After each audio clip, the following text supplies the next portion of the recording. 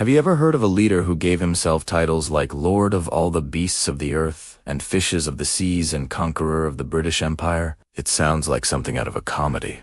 But for the people of Uganda in the 1970s, it was a terrifying reality. This is the story of Idi Amin Dada, a man whose journey from a humble cooker's son to one of history's most notorious dictators is as shocking as it is unbelievable. Born around 1925 in what was then the British Protectorate of Uganda, Amin's early life was unremarkable. With little formal education, he joined the King's African Rifles, the British colonial army, in 19... Here, his imposing physical size and brute strength quickly set him apart. He was a heavyweight boxing champion for 9 years and was known for his charisma, but also for his extreme brutality. His superiors noted his courage, but also his tendency to be, and I quote, a bit of a bonehead.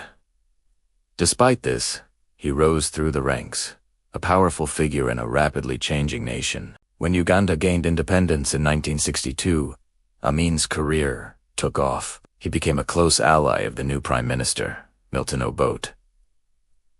Together, they were implicated in a scheme to smuggle gold and ivory out of neighboring Congo. When the parliament demanded an investigation, Obote promoted Amin to army commander and suspended the constitution, solidifying their power. But for Amin, being number 2 was never going to be enough. He began building his own power base within the military, recruiting soldiers loyal only to him. The turning point came in January 1971.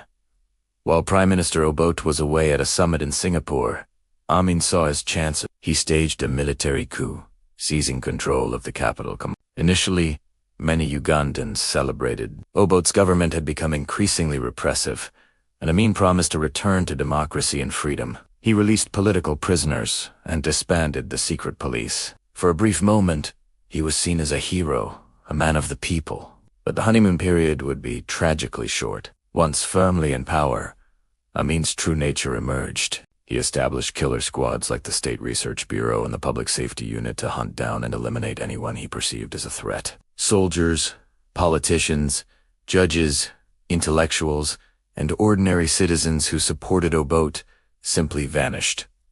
His regime was built on a foundation of paranoia and violence. He ruled by decree, his whims becoming the law of the land. In 1972, Amin made a decision that would cripple Uganda's economy for decades. Claiming he had a dream from God, he ordered the expulsion of Uganda's entire Asian population, about 80,000 people, giving them just 90 days to leave. These were the country's entrepreneurs, traders, and skilled professionals. Amin seized their businesses and properties and handed them over to his cronies, who had no idea how to run them. The economy collapsed almost overnight. Shortages of basic goods became common, and Uganda, once a prosperous nation, plunged into poverty. Amin's reign was also marked by bizarre and erratic behavior on the world stage. He sent insulting letters to world leaders, declared himself the uncrowned King of Scotland, and even proposed moving the United Nations headquarters to While some found his antics amusing, they masked a brutal reality at home.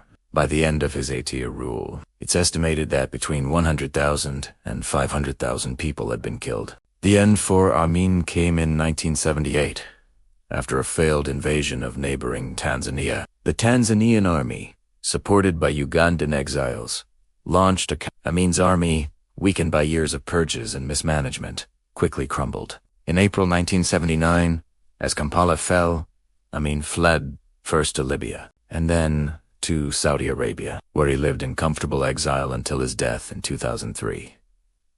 He never faced justice for his crimes. The story of Idi Amin is a chilling reminder of how a charismatic figure can rise to power and lead a nation into darkness. His legacy is one of terror and economic ruin, a scar on Uganda's history that took decades to heal. Thank you so much for watching. If you found this story compelling, please hit that like button, subscribe to the channel, and ring the bell so you don't miss our next video. We'll see you next time.